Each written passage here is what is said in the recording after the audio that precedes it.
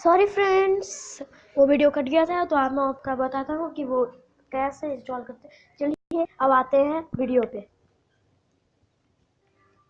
सबसे पहले आपको सर्च मारना होता है।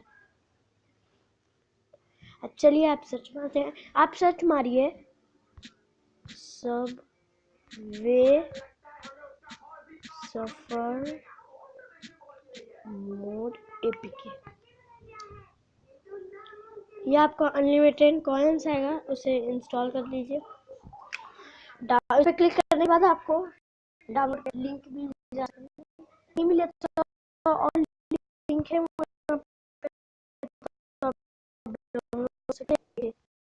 ये है, इस पर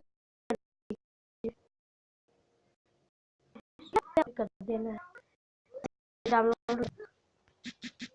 thank you friend for watching this video. So bye.